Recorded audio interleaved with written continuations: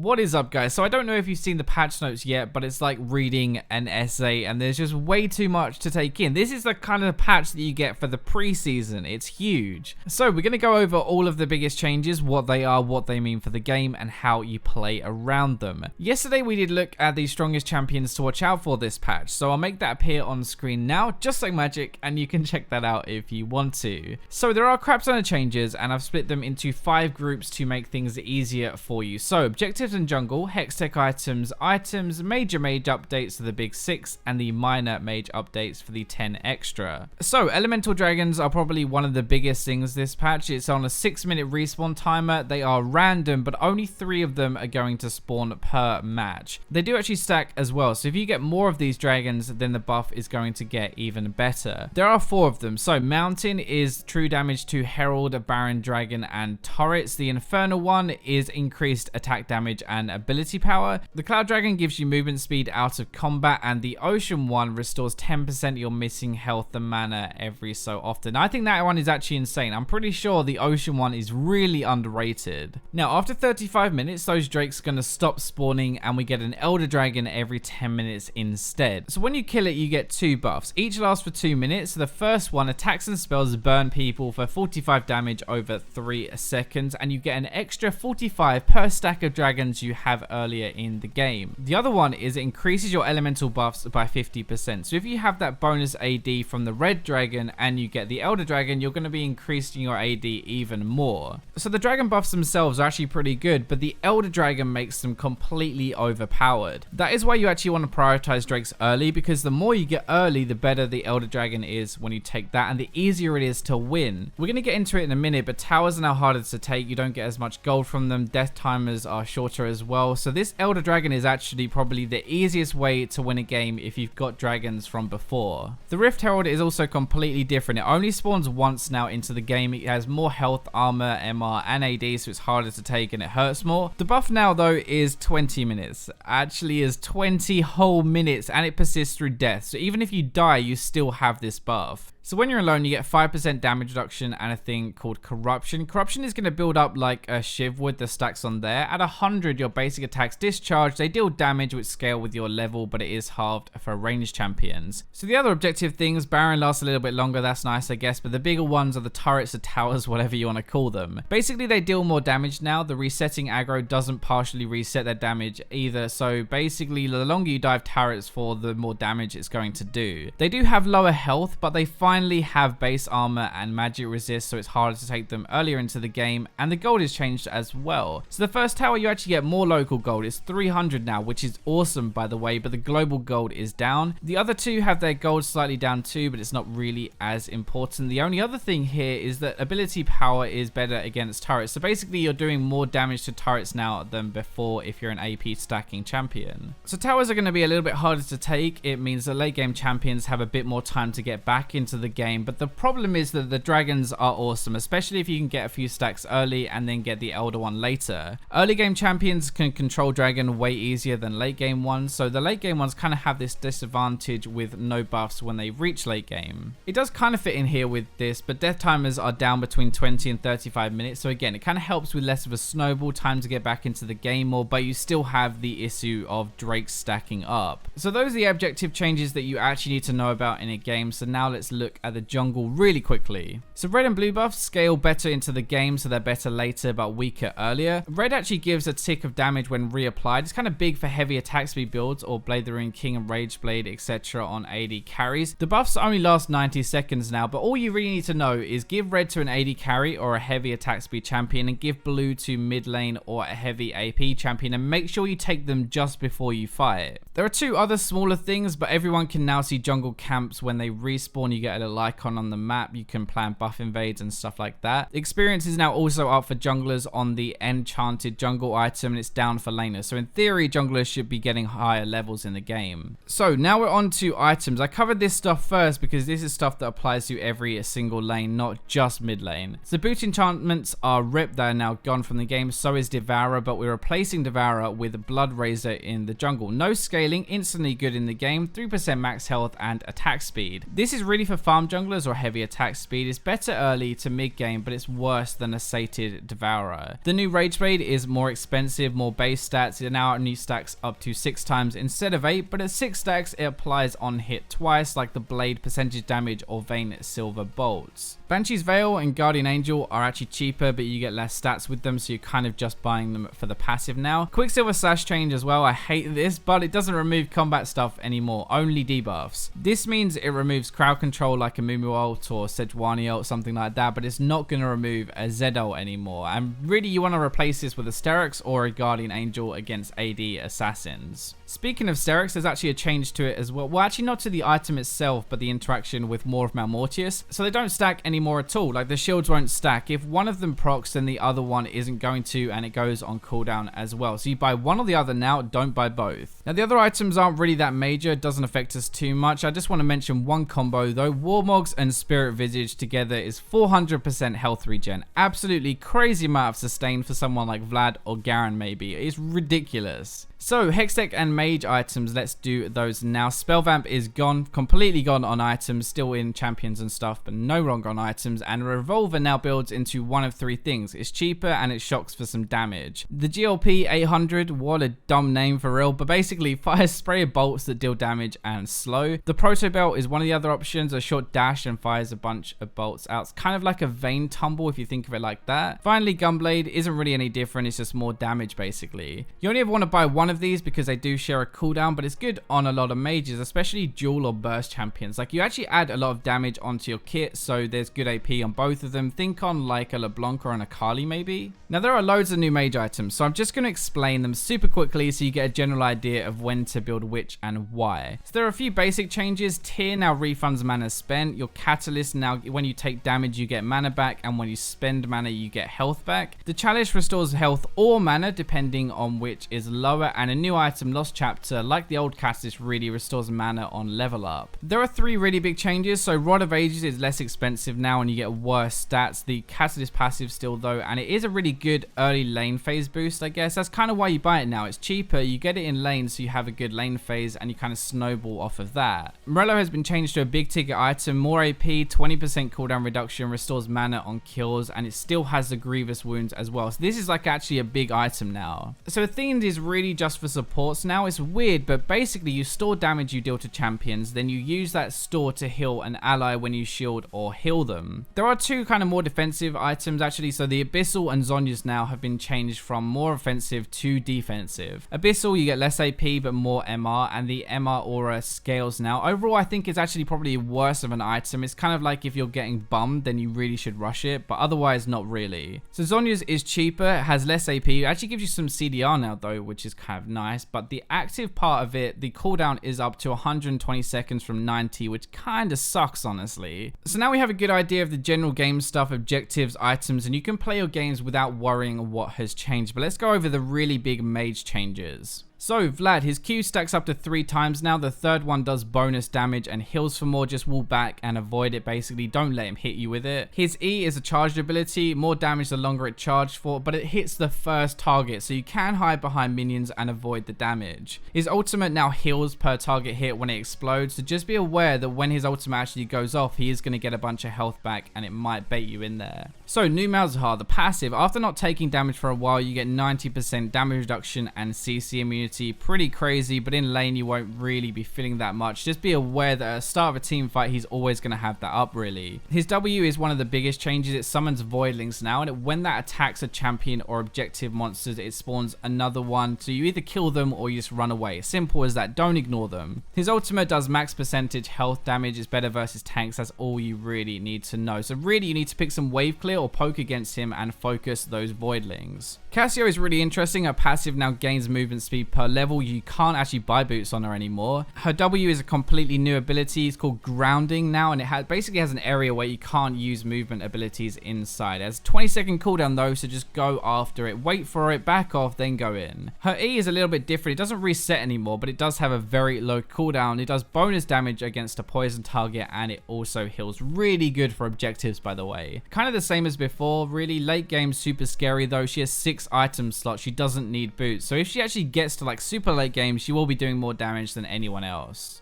Zyra has got a lot of stick from people, but I actually think she's pretty good. Her passive is more plants. You Q in a line now, that's all the really difference you need to know, but her spells don't actually need to hit the plants to proc them. That is a really big thing when you're playing against or as Zyra. The way you actually beat her is you focus her. She won't be able to do too much. Plant spawns are random, so kind of sometimes you can get screwed by them, like they'll be off on the side, completely irrelevant. You'll never be able to use them, so just keep that in mind before you go ham on her where her plant seeds already are. Brand is one of my personal favorites from the whole rework, the new passive. So it stacks up to 3 times. So 3 spells equals AoE damage around the target. That can actually chain as well. It's pretty disgusting. The rest is really the same, except your ultimate prioritizes champions with the passive on them. It's a lot of damage, but he's still very immobile. Kind of same as before, but one to watch out for. If you get good with that passive, I reckon he could be really overpowered. Vel'Koz is really the same, except Q is better. I guess that's what you're going to max first. And the ultimate does true damage basically. Really strong poke champion now and probably going to be top tier. Those are the big 6, but there are 10 others that have small changes. So Anivia Q stuns longer and max rank. The E is tiny more range and speed. Ultimate now scales up in size over 3 seconds. She's more of a control mage, but still very strong. Annie's W range is up. The E shield now gives percentage damage reduction. 40% of max range is crazy, but you have to get level 18 because you'll max that last. The biggest change is to her ultimate though. So it's less burst damage, but Tibbers goes absolutely bonkers on cast or on stunned targets. He gets bonus attack speed and movement speed. Basically kind of think of like a Scion passive in a way. You stun them, then Tibbers goes nuts. Fiddle is almost identical, but after not moving, he gains bonus move speed for 1.5 seconds. Basically, he can stand still, ult, then get into fights with his ultimate a little bit easier. Kennen is a really cool one, thrown completely under the radar, I think, in this update, but might be really good. His ultimate now, each tick actually hits every target in the area. It's only going to last 3 seconds. There are less ticks and only applies passive on the first 3 hits, but it's pretty nuts for AoE damage in a team fight. Kennen with the new Hextech items might be really insane, actually, because he's an energy user. That is a lot of damage now if you can keep people in place, and I think he's actually one to watch. Speaking of ones to watch, Swain is another one actually. New Q, so wave clear, finally, really good bonus damage to minions. That's what we wanted. Flies through an area basically and lasts for 4 seconds, and if you use your E on someone, then it focuses that target. The ultimate is tweaked slightly. In theory, it's actually better for team fights in the middle of 5 people, which will be good as well. Kind of this tanky mage. Syndra basically just has more balls. Her passive means her balls last longer. Her W throws more balls, her Q does more damage, and her E has a lower cooldown early. First look, honestly, like W into E combo is really nasty with more balls now. It could be like an AoE stun engage, and it also makes your ultimate hurt even more with more balls on the ground to start with. Veigar I mentioned already in my last video. I think he's really overpowered in my opinion. New passive, so hitting an enemy champ with spells gives him 1 AP, which is ridiculous. Your Q still grants AP for killing creeps as well. Your mana costs are all down to compensate for your old passive, and your ultimate is now an execute based on their missing health, not on their AP, so it's good versus everyone. I think this guy might be ban worthy. If you don't beat him early, he'll be crazy